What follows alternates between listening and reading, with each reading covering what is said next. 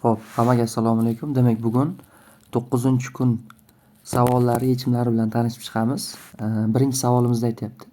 25 ta kartochkada 1 dan 25 gacha sonlar yozilgan. Xo'p, tavakkaliga tanlangan 3 ta kartochkadagi sonlar yig'indisi 20 ga teng bo'lish ehtimolini toping.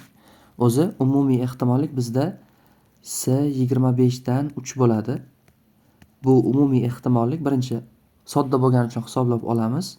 25 faktorial taqsim 3 faktorial kara 22 faktorial bo'ladi.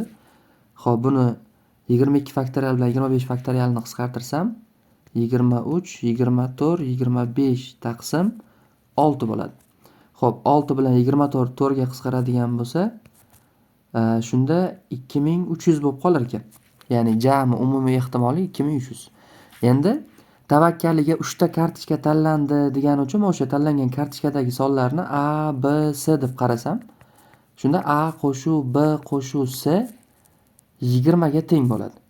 Ana endi bu yoqdagi A, B, S sonlarimiz har xil bo'lgani uchun men A kichik B kichik S shartini bemalol tanlay olaman. Bu yoqda A eng kichkinasi bo'lgandan keyin, demak 3A kichik A plus B plus S dan va buni ham 20 desam, A kichik yoki teng 6 degan natija kelib chiqadi. Ya'ni sonlarimizda eng kichkinasi ham 6 dan kichik yoki teng bo'lar ekan. Kelinglar, holatlarini bitta-bitta tekshirishni boshlayman endi.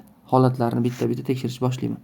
A teng 1 bo'lsa, demak B plus S 19 bo'ladi. B plus S 19 bo'ladigan juftliklarga qarayman. Xo'p, 2 17, 3 16 va hokazo. Demak 9 10. Jami hisobda demak 8 ta holat bo'lar ekan. Jami hisobda 8 ta holat bo'lar ekan. Xo'p, A teng 2 o'zi ko'p bo'lmaydi, A teng 6 gacha boradi. A teng 2 da B plus S demak 18 bo'ladi. Bu holatda 3 15 dan toki 8 10 gacha boradi. Chunki 9 9 bo'la olmaydi. Bu holatda esa 6 ta holat bo'ladi.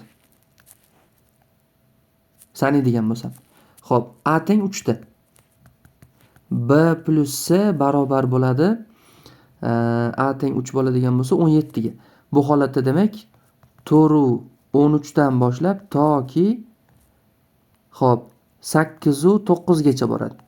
Bu holatda jami 5 ta bo'lib qoladi. A teng 4 holatida B qo'shuv S barobar 16 bo'ladi.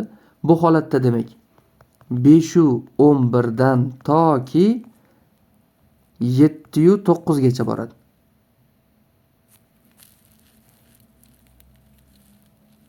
Xo'p, 8 8 bo'lmaydi. Bu holatda 3 ta bo'ladi o'z-o'zidan. 5 6 7. A teng 5 holatida. Demak B qo'shuv S barobar 15 bo'ladi. Bu holatda demak 6 9 7 8 boshqa holat yo'q. Ya'ni 2 ta bo'ladi va A teng 6 holatida B qo'shuv S 14 bo'ladida faqatgina 7 7 bo'lishi mumkin edi, lekin bu holat olinmaydi. Umumiy hisobda 8 6 5 3 va mana bu yoqda 2 ni hisoblaydigan bo'lsam, jami hisobda qo'shadigan bo'lsak hammasini. Bizda mana bu to'rtburchakning ichiga yozaman javobini. Kasr chizib olaman. Mahrajimiz aniq 2300 bo'ladi. Suratimiz esa mana qizil bilan belgilab qo'ygan sonlarimning yig'indisi bo'ladi.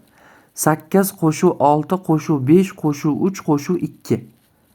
Mana shu 5 ta sonni bir-biriga qo'shib chiqishimiz kerak. Xo'p, 10 16 21 24 bo'lar ekan. Mana shuni soddalashtirsam bo'ldi. Ya'ni 24 taqsim 2300 ni hisoblasam javobi kelib chiqadi. 24 ni ham 2300 ni ham demak 4 ga bo'laman. Xo'p, 24 ni 4 ga bo'ladigan bo'lsam 6, 2300 ni demak 4 ga bo'ladigan bo'lsam 575 bo'ladi. Demak, to'g'ri javob 6 taqsim 575 ekan.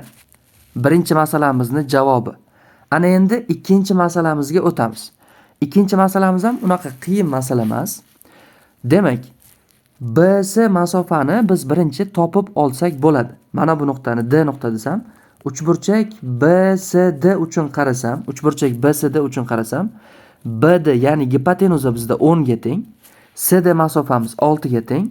Shunda BS balandligini topadigan bo'lsam, BS barobar bo'ladi ildiz ostida 10 ni kvadrati minus 6 ni kvadrati.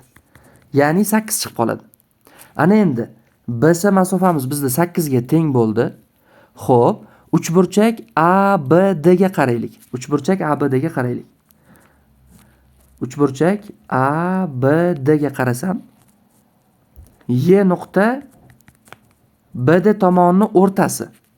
Y nuqta BD tomonining o'rtasi. Ya'ni bizda bo'yalayotgan yuzani agar qanaqadir S desam, AYD yuzamiz ham xuddi shunaqa S bo'lib qoladi. Chunki Y nuqta BD tomonining o'rtasi degani bu AY mediani degani. Mediani bilasizlar, yuzani teng 2 ga bo'ladi. Mediani yuzani teng 2 ga bo'ladi.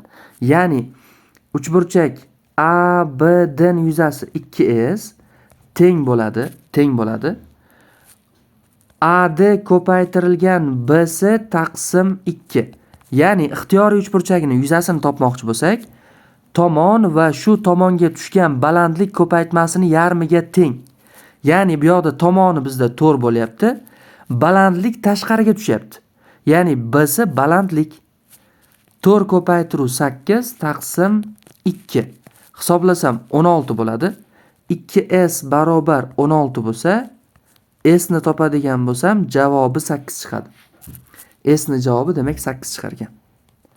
Ana endi 3-chi masalamiz. Xo'p, f at x bilan z at x ko'rinishi berilibdi.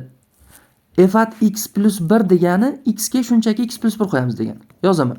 X plus 1 ning kvadrati minus x plus 1 taqsim 2. Qo'shuv z at 1 minus x degani x ni o'rniga shunchaki 1 minus x qo'yamiz degan. 1 minus x ayrilgan 1 minus x ning qavs kvadrati taqsim 2. Bu x kubga teng ekan. Ya'ni mana shuni soddalashtirsak javobi chiqadi. Boshladik. Qavsni ochamiz.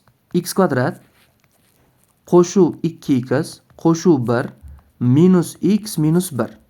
2 ni o'ng tarafga ko'paytiruv qilaman. Ikkinchi kasrimizni suratini yozaman. 1 minus x minus 1 plus 2x minus x kvadrat. To'g'ridan to'g'ri qavs ochyapman. Barobar 2x kub. Ana endi soddalashtirsam bo'ladi. X kub x kvadratlar bilan x kvadratlar ketadi. Xo'p, 2x minus x ketdi. 1 bilan 1 ketdi. Shunda bizda nima qoldi?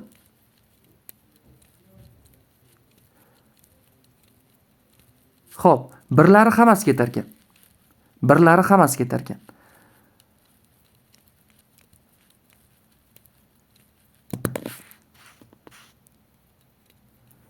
Bu yoqdagi minus x ham ketdi.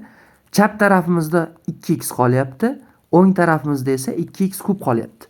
Chap tarafimizda 2x qolyapti, o'ng tarafimizda 2x kub qolyapti. Demak, 2 ga bo'lib yuborib, chap tarafga olib o'tsam, x minus x kub barobar 0 bo'ladi. X ni qavsini tashqariga chiqarsam 1 minus x kvadrat teng 0 bo'ladi. Demak, bitta javob x teng 0.